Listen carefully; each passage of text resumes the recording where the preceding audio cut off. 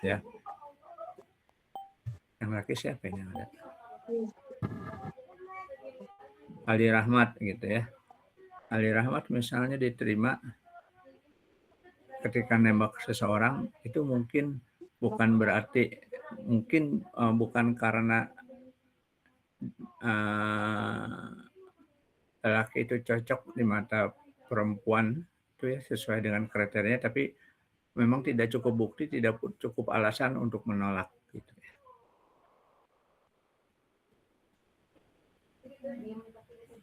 Ya, ada kebalikannya ketika menolak yang perempuan bingung karena tidak cukup bukti untuk menerima ya. Tidak cukup data, tidak cukup reasoning untuk menerima. Ya.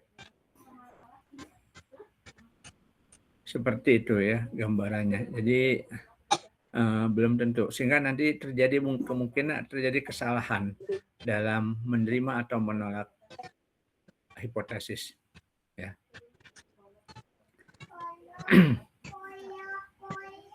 Nah biasanya dalam perumusan hipotesis ya adalah diawali membuat hipotesis yang diharapkan ditolak sehingga akhirnya dapat membuktikan bahwa pendapatnya dapat diterima ya. Jadi kalau misalnya seorang produsen obat itu beranggapan atau percaya bahwa obatnya lebih ampuh dibandingkan obat yang beredar sekarang, maka hipotesis awalnya atau H0-nya itu adalah obat baru tidak lebih baik ya. Jadi dengan harapan ini ditolak sehingga nanti yang terbukti adalah bahwa memang obat itu lebih ampuh. Ya, jadi hipotesis awalnya adalah obat ini tidak lebih baik. Ya. Dalam rumusan yang lain hipotesis awal itu adalah praduga tidak bersalah. Ya, jadi seolah-olah tadi obat tidak lebih baik itu kan praduga tidak bersalah ya. Satu yang sifatnya umum. Nah, itu perumusan hipotesisnya. Ya. Nah, sama seperti misalnya ketika seorang dosen di sini ingin punya asumsi, punya pengalaman bahwa dengan metode yang berbeda itu akan bisa meningkatkan nilai ujian mahasiswa. Ya. Nah, hipotesisnya seperti itu, ya. Tapi itu nanti harus buktikan. Nah, dalam rumusan hipotesis awalnya, maka tadi dirumuskan hipotesis yang diharapkan ditolak. Ya, artinya tidak ada perbedaan rata-rata sebelum dan sesudah perbaikan pembelajaran dengan harapan klaim bahwa tidak ada perbedaan ini ditolak sehingga yang diterima adalah bahwa memang ada perbedaan. Ya. Sehingga pendapatnya dianggap benar. Ya. Tipe hipotesis itu ada yang korelatif, yang menghubungkan antara dua variabel, atau hipotesis komparatif tentang ada tidaknya perbedaan antara dua kelompok. Ya. Nah, secara umum biasanya skripsi di mahasiswa di USB itu adalah hipotesisnya korelatif. Ada pengaruh apa terhadap apa. Ya. Jarang atau saya belum menemukan yang hipotesisnya adalah komparatif, bahwa ada perbedaan yang signifikan antara metode pengerjaan dengan metode A dengan metode B misalnya. Ya. Antara gaya kepemimpinan, ada perbedaan hasil atau kepuasan kerja antara gaya kepemimpinan lama dengan yang baru. Nah, itu jarang ya, termasuk mungkin di dosennya juga lebih banyak biasanya korelatif bukan komparatif. Salah satu yang komparatif misalnya dilakukan oleh Kodi Keuangan di Bu Erna. Dia melakukan penelitian membandingkan kondisi kinerja bursa pada zaman dua kepresidenan, yaitu pada zaman SBY dan zaman Jokowi. Ya, karena tentunya gejolak atau pergerakan harga di saham itu tidak terlepas dari kebijakan pemerintah ya dalam ekonomi dan sosial dan yang lainnya. Ya itu apa yang terjadi di pasar modal kurang lebih itu dipengaruhi oleh faktor kebijakan. Ya, sehingga nanti kita bisa lihat yang mana kebijakan yang membuat pasar lebih bergairah, tumbuh lebih cepat ya. Itu tentunya dengan membandingkan ya, apakah ada perbedaan pertumbuhan, perbedaan rata-rata return misalnya antara pasar modal zaman SBY dan Jokowi misalnya. Nah ini prosedur ya, jadi prosedurnya harus dicermati, jangan sampai salah ya, karena nanti mungkin ya berimplikasi terhadap kesimpulannya ya. Yang pertama tadi rumusan, hipotesisnya rumusan hipotesisnya harus dirumuskan dengan baik. Ya, salah satunya seperti yang disebutkan di sini, nanti hipotesis itu harus berupa kalimat atau pernyataan deklaratif, bukan kalimat pertanyaan, ya, tapi kalimat pernyataan, ya. Sehingga nanti bisa terlihat di sana tadi sebagai bahwa nanti hipotesis itu membantu mengarahkan riset saudara, ya. Jadi misalnya ada pengaruh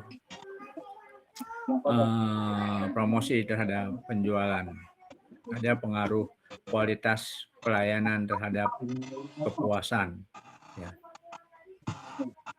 Itu hipotesis, ya, deklaratif, bukan pertanyaan apakah ada pengaruh, gitu ya, apakah ada pengaruh kualitas pelayanan terhadap kepuasan atau kunjungan.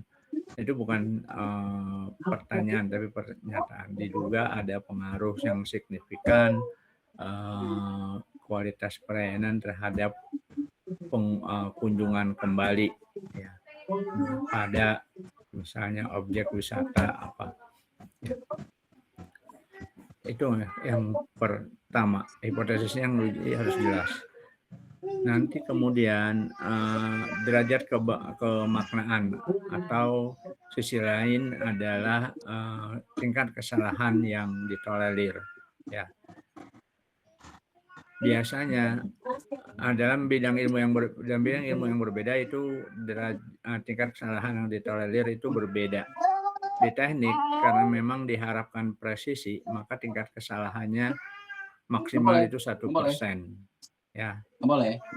Jadi kalau misalnya membuat sebuah piston misalnya untuk mesin mobil, ya, itu tentunya diameternya toleransinya sangat kecil, ya, tidak sampai misalnya sampai 1 senti gitu ya, sangat kecil. Misalnya mungkin tadi 1%. Ya, supaya tentunya nanti proses pengapiannya berjalan optimal. Ya, karena kalau lebih besar, variasinya ditolerirnya lebih besar, tentunya nanti tidak akan optimal. Yang konsekuensinya ya mungkin mobilnya nggak laku kan gitu. Tapi kalau di sosial, ya toleransinya lebih tinggi. Kenapa? Karena dalam sosial itu ada unsur manusiawi, unsur manusia ya. Jadi biasanya di sosial itu ada interaksi antar manusia. Ya, ekonomi itu kan kegiatan ekonomi itu adalah kegiatan interaksi antar manusia. Ya, jual beli itu seperti itu. Kemudian juga di sosial yang lain komunikasi itu ada interaksi dua manusia kan gitu ya. Ketika berkomunikasi. Nah, sehingga kita tahu manusia itu nggak susah untuk konsisten, ya, agak lebih sulit konsisten. Ya. Pagi bilang A, sore bisa bilang C, gitu ya. juga bisa dipengaruhi oleh lingkungannya gitu ya. Tidak selalu objektif, dia mungkin subjektif. Ya, jadi ada tingkat kesalahan-kesalahan yang mungkin masuk secara sengaja atau tidak sengaja dalam penilaian dalam menjawab pertanyaan misalnya. Ya. Sehingga karena itu tingkat kesalahan sampai 5% kalau di ekonomi itu ditolerir. Kalau di sosial yang lain bisa sampai 10%. Nah, artinya 5% kesalahan ditolerir itu berarti ada kemungkinan 95% ya kalau penelitian itu diulang akan memberikan hasil yang sama. Jadi memberikan tingkat validitas sampai 95% ya. Jadi kalau diulang penelitian itu dengan cara yang sama, dengan instrumen yang sama, itu memberikan hasil yang kurang lebih sama. Dan kurang lebih 95% ya. Ada kemungkinan kesalahan atau perbedaan 5% tentunya. Ya. Nah, itu artinya ya, kurang lebih. Ya. Nah, nanti juga dengan hipotesis itu tadi bisa menentukan uji statistik yang akan digunakan, ya, baik secara metode atau mungkin secara rumus. Ya, metode misalnya ketika bicara pengaruh, maka metode statistiknya, uji statistiknya misalnya tentunya pakai regresi. Tapi kalau hipotesisnya komparatif, maka yang dipakai adalah uji statistik, misalnya uji beda. Nah, itu Ya. bawa. Buka. Nanti rumus yang dipakainya bisa Z, bisa T. Ya. Z itu untuk sampel besar dan T untuk sampel yang kecil. Ya, jadi jumlah sampel yang dipakai berbeda itu juga, maka rumusannya juga agak berbeda. Ya. Nanti kita lihat. Ya. Kemudian nilai kritis. Nah, nilai kritis ini berkaitan dengan tingkat kesalahan. Ya, kesalahan 5%, maka nanti jadi kritisnya berbeda tentunya ketika tingkat kesalahannya yang ditolerir lebih besar. Ya. Nanti kritis ini menjadi batas nanti apakah hasil perhitungan dari data yang terkumpul itu ada di daerah lebih kecil atau lebih besar dari nilai kritis, sehingga dia apakah termasuk ditolak atau diterima. Ya, jadi menentukan ya. Sama seperti misalnya nilai ujian. Ujian itu kan ada batas-batasnya, ada nilai kritisnya. Kalau untuk dapatin A, nilai kritisnya adalah 85. Kalau di atas 85 itu dapat A, tapi kalau kurang dari 85 ya maksimal B gitu kan. Ya bisa B, bisa C, bisa D kan gitu. Ya nilai kritisnya 85 ya. Jadi kalau saudara dapat nilai 85,1 itu sebenarnya udah berhak dapat A. Tapi kalau misalnya 84,9 ya kalau hitungan komputer langsung yang hitung komputer itu masih dapat B gitu kan. Ya. Itu nilai kritis ya yang buat batasan nanti apakah diterima atau ditolak. Ya.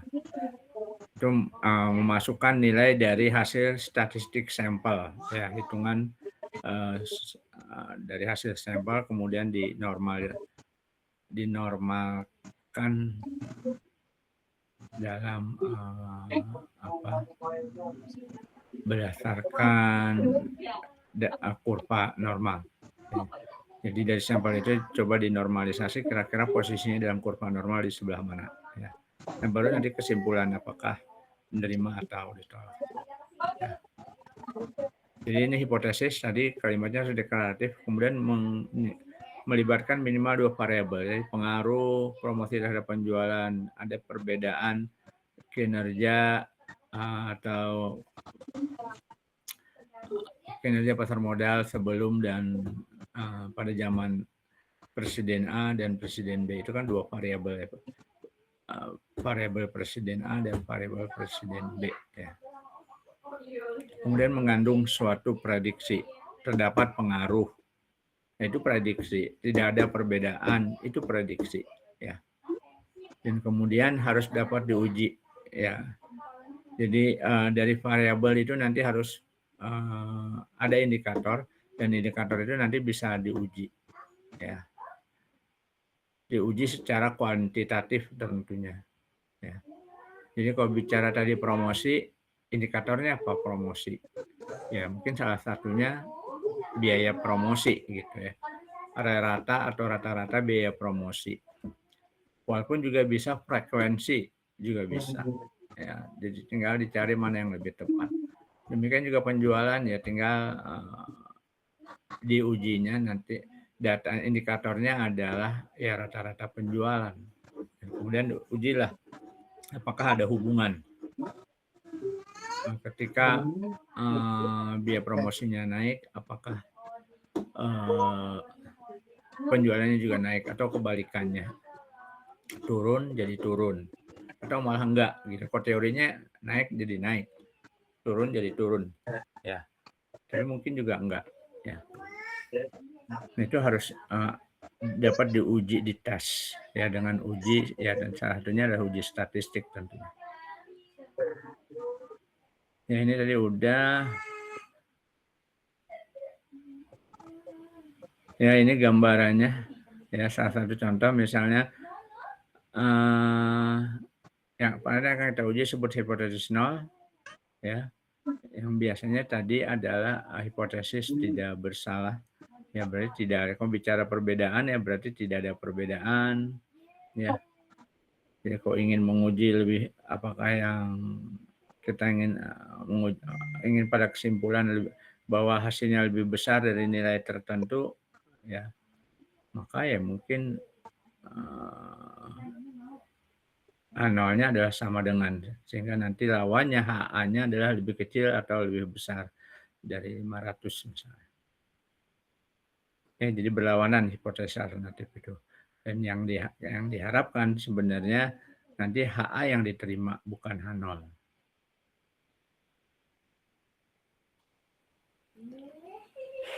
Nah ini tadi yang berlawanan ya, maka kalau H0-nya adalah sama dengan, maka lawannya adalah tidak sama dengan. Ya, kalau lebih besar lawannya adalah lebih kecil, kalau lebih kecil lawannya adalah lebih besar. Ya. Jadi dari inilah nanti ada yang namanya dua arah dan satu arah. Kalau yang sama dan tidak sama dengan ini adalah dua arah. Sedangkan kalau lebih besar atau lebih kecil itu satu arah. Nah, uji satu arah atau dua arah atau satu pihak atau dua pihak itu tentunya akan menentukan hasilnya. Ya, nanti akan mempengaruhi hasilnya, kesimpulannya apakah dia masuk ke ditolak atau diterima. Gitu. Sebagai contoh misalnya ini dua arah. Jadi kalau alfanya 5%, maka kalau dua arah dibagi dua, ya. Jadi tinggal 2,5%, 2,5%. Ya, titik kritisnya ya sebelah kiri dan bisa masuk ke sebelah kanan. Ya, tapi kalau satu arah ya mungkin di sebelah kanan saja atau di sebelah kiri saja daerah penolakannya. Ya. Sehingga nanti tentunya hasilnya dengan alfa yang berbeda, nanti boleh jadi yang akan berbeda kesimpulannya. Ya, nilainya sama, ya jet hitungnya, tapi karena alfanya lebih besar, maka boleh jadi diterima. Tapi ke tempat lain boleh jadi ditolak.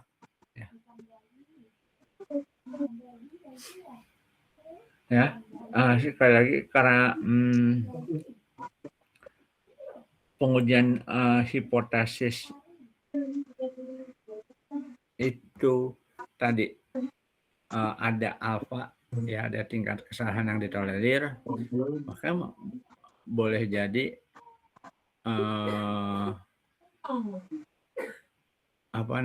kita melakukan kesalahan dalam pengambilan kesimpulan. Ya, tadi kan disebutkan kita menerima H0 itu boleh jadi karena tidak ada data atau kurangnya alasan untuk menolak, atau kita menolak karena kurangnya alasan atau bukti untuk menerima. Ya. Nah inilah kemudian yang menjadi bisa terjadi kesalahan. Ya, kita menerima yang harusnya ditolak atau menolak yang harusnya diterima. Ya. Nah, ketika menolak yang harusnya diterima, ya, maka itu adalah sebutnya kesalahan tipe 1, sedangkan kalau kita menerima yang harusnya ditolak, ya, maka itu adalah tipe kesalahan 2. Ya. Kita pengennya dapat pasangan yang sabar, yang pengertian. Nah, dalam pengamatan awal kita menerima seseorang karena dianggap itu seperti itu, tapi setelah berjalan waktu ternyata berbeda. Berarti kita melakukan kesalahan tipe 2, menerima yang harusnya ditolak. Gitu ya.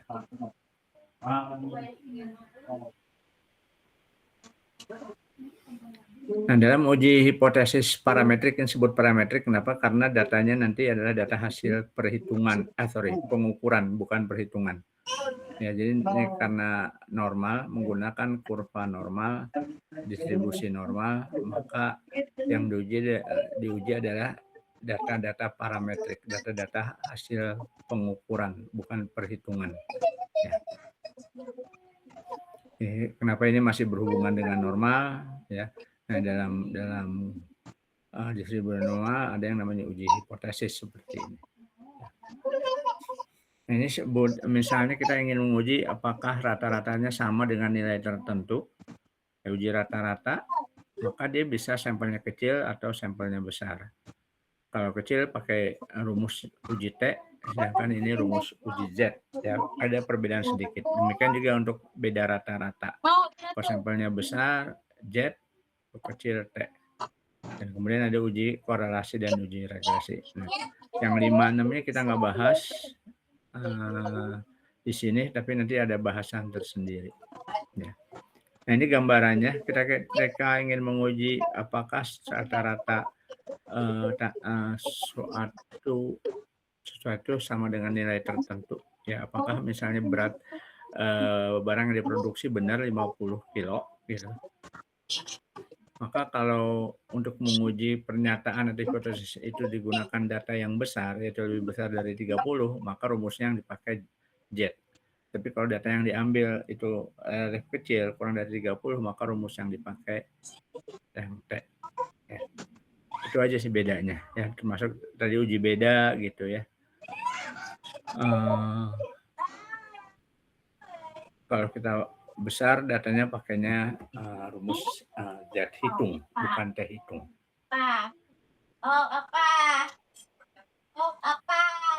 Nah, ini satu arah ya. Kapan kita menggunakan satu arah atau dua arah seperti ini ya? Maka itu tergantung dari sifat hipotesisnya atau dugaan yang dirumuskan dalam hipotesisnya. Ya. Kalau dalam rumusan hipotesisnya saudara yakin hasilnya cenderung ke satu hal tertentu, sudah pasti, sudah bisa dipastikan terus secara teori atau berdasarkan pengalaman itu mengarah ke satu hal, misalnya lebih besar atau lebih kecil, udah pasti gitu, bahasa positif atau pasti negatif ya, maka itu bisa menggunakan satu arah. Tapi kalau berdasarkan logika, berdasarkan pengalaman dan penelitian sebelumnya, bahwa hasilnya itu bisa lebih besar, bisa lebih kecil, bisa baik, bisa buruk, belum pasti, maka itu lebih tepat menggunakan dua arah. Misalnya kalau bicara dampak, maka dampak itu bisa positif, bisa negatif. Ya, nggak bisa memastikan bahwa dampak itu arahnya positif atau dampak itu arahnya negatif misalnya. Ya bisa positif, bisa negatif, maka itu ujinya uji dua arah. Tapi kalau misalnya sudah pasti dampaknya. Misalnya inflasi itu akan menurunkan daya beli. Itu negatif ya, berlawanan ya. Itu kan satu arah pasti. Nggak ada cerita inflasi itu akan meningkatkan daya beli ya. Inflasi itu pasti menurunkan daya beli ya. Hanya berapa besar pengaruhnya dari peningkatan inflasi itu terhadap penurunan daya beli itu yang bisa diukur ya, bisa diteliti.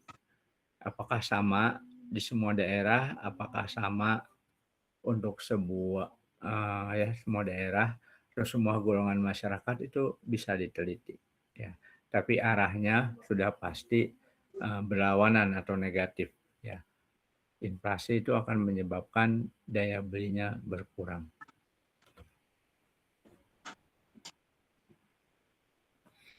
Nah ini nilai Z kritis ya yang tadi bisa kita lihat di tabel ya, untuk 5% kalau satu arah berapa, kalau dua arah. Jadi kalau dua arah maka kalau tingkat kesalahan yang ditolerir atau alfanya 5%, maka kalau kita tadi karena belum jelas apakah positif atau negatif pengaruhnya, maka nanti yang 5% dibagi 2, jadi 2,5. Yang dilihat di tabel adalah Z untuk alfa 2,5%. Tapi kalau satu arah ya yang dilihat datanya adalah Z untuk alfa 5%. Ya. Contoh kayak gini ya, jadi kalau memang satu arah lihatnya 0,05, tapi kalau dua arah nilai yang dilihat adalah bukan 0,05 tapi 0,025 ya. Kalau alfanya 10%, kalau satu arah ya dilihat pada alfa 10%. Ya, tapi kalau dua arah maka dilihatnya yang di 0,05 ya. Itu sedikit perbedaan. Ya, sebagai pengetahuan kapan menggunakan satu arah dan dua arah. Nah, sebelum ke kasus, silahkan kalau ada yang ingin ditanyakan. Mungkin saya terlalu cepat. Apakah ada yang ingin dikomentari dulu, Fani? Ingin berkomentar? Halo, masih ada, Fani? Belum ada, Pak. Ini tinggal 10 menit, yang mudah-mudahan nanti cukup buat soal. Dea Aryani, ada komen, ada pertanyaan? Belum ada, Pak. Masih bisa ngikutin? Ketinggalkan, Pak. Oke, karena nggak ada, kita lanjutkan. Ini contoh soal. Ya, jadi ada sebuah produk singlet ya merek A, itu diklaim manajemen mengklaim bahwa itu bisa tahan sampai 180 hari ya rata-rata. Mungkin berdasarkan pengalaman lalu ya. Apakah klaim ini bisa diterima atau benar atau tidak? Maka kita bisa melakukan penelitian, pengujian. Ya, di sini diuji 36 singlet atau sebagai sampel untuk menguji pernyataan 180 hari ini. Ya. Dan kemudian hasil pengujian ternyata rata-rata itu rusak pada hari ke-174, jadi daya tahannya cuma 174 dan variasinya sampai 10, artinya maksimal sampai dengan ada yang sampai 184 hari, tapi juga ada yang baru sampai 164 hari daya tahannya. Itu kurang lebih simpangan baku, arti simpangan baku ya. Jadi plus sekian dan minus sekian. Ya. Bapak izin kalau yang tadi gagal absen bagaimana ya, Pak? Seperti minggu-minggu yang lalu aja, gimana kan sudah saya terangkan. Masa saya harus ulangi terus? Ya, karena nggak mungkin dalam waktu yang terbatas ini absen manual. Baik, Bapak. Terima kasih. Ya, jadi ini rumusan hipotesisnya bahwa tadi kita ingin menguji apakah mu-nya sama dengan 180. Ya. Alternatifnya ya tentunya tidak sama dengan 180. Ya dengan berdasarkan tadi hasil sampel diperoleh 174 dengan standar deviasi 10, kita masukkan ke rumus maka diperolehlah minus 3,59. Ya. Nah, yang digunakan adalah uji dua arah. Kenapa? Karena ya tadi kemungkinan belum pasti ya. Kita nggak bisa mungkin agak sulit memastikan bahwa pasti kurang dari 180 atau pasti lebih dari 180. Tapi kemungkinannya ya kalau bisa kurang dari 180 dan lebih dari 180 kan gitu ya kemungkinan daya tahan. Maka digunakanlah yang lebih tepat dua arah. Ya. Nah, dua arah jet kritisnya adalah 1,96. Maka kalau kita lihat min 359 ini ada di area abu-abu ini yang diarsir ya, yang merupakan daerah penolakan ya. Oleh karena itu maka H0 ditolak dan HA-nya diterima, bahwa klaim 100 daya tahannya di 180 itu nggak bisa diterima ya. Yang benar, yang lebih tepat adalah bervariasi ya, bervariasi daya tahannya ya, yaitu bisa lebih besar atau lebih kecil dari 180 ya. Ini kesimpulannya.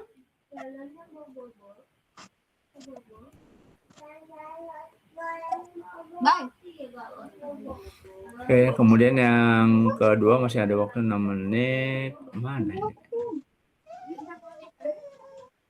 Yang kedua ini bahwa juga ada klaim bahwa berat bersih sebuah makanan itu 5 ons, tapi kemudian ada klaim dari konsumen itu rata-rata katanya kurang dari 5 ons. Nah, ini kita ingin buktikan apakah klaim ini bisa diterima ya atau tidak. Karena itu dilakukan penelitian terhadap sampelnya, diambil 23 dan diperoleh hasil rata-ratanya 4,9 dan siman bakunya 0,2. Ya, tingkat keyakinan 95% atau tingkat kesalahan yang ditolerir itu 5%.